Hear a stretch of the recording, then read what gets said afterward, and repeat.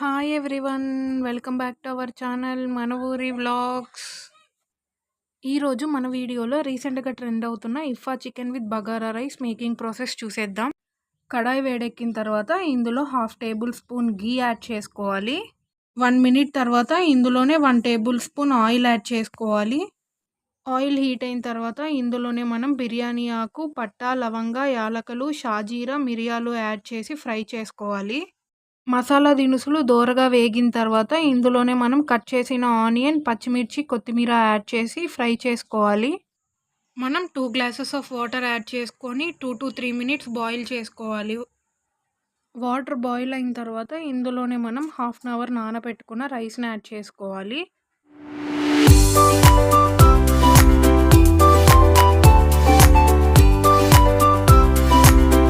ఇందులో మనం 1/2 table spoon salt add చేసుకొని కుక్ చేసుకోవాలి.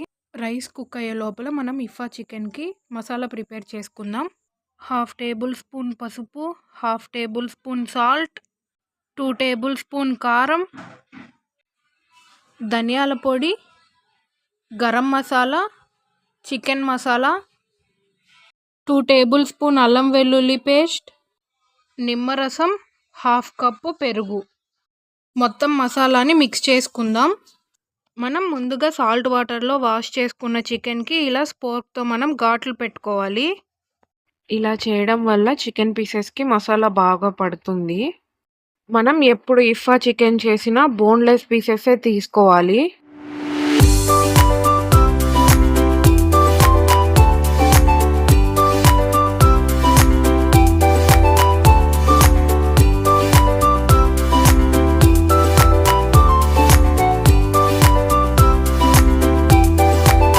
తర్వాత మనం చికెన్ పీసెస్కి మసాలా అప్లై చేసి ఒక 1/2 an hour పక్కన పెట్టుకుందాం.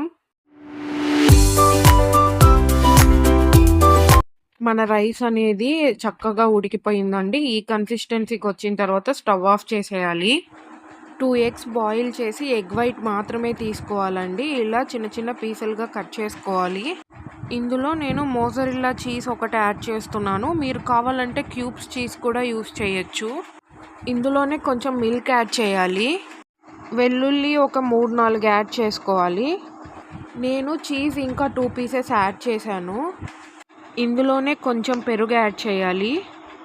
మన మెయిన్ ఇంగ్రీడియంట్ షుగర్ అండి. షుగర్ మాత్రం స్కిప్ చేయొద్దు. 2 టేబుల్ స్పూన్ షుగర్ యాడ్ చేసి ఇలా మిక్సీ చేసుకోవాలి. తర్వాత స్టవ్ మీద ప్యాన్ ఉంచి ప్యాన్ హీట్ అయిన తర్వాత గీ యాడ్ చేసుకోవాలి.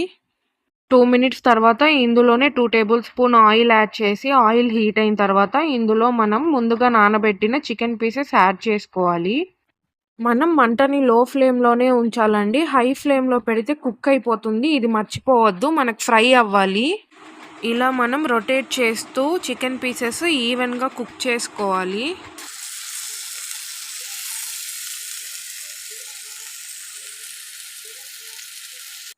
నేను ఇక్కడ చికెన్ పీసెస్ అనేది 2 టైమ్స్ సపరేట్గా కుక్ చేశానండి. ఇప్పుడు మనము మొత్తాన్ని ఒకే ప్యాన్లో యాడ్ చేసి మనము మిక్సీ చేసుకున్న క్రీమ్ అప్లై చేయాలి.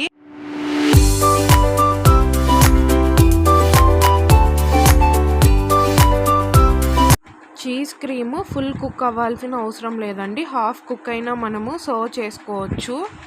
ఈ కన్సిస్టెన్సీకి వచ్చిన తర్వాత స్టవ్ ఆఫ్ చేయాలి. ఈ వైరల్ ఇఫా చికెన్ టేస్ట్ అయితే మామూలుగా లేదండి. తప్పకుండా ప్రతి ఒక్కరూ ట్రై చేయాల్సిన రెసిపీ ఇది. ఇప్పుడు సర్వ్ చేసుకుందాం. Please like, share, subscribe our channel. Thank you.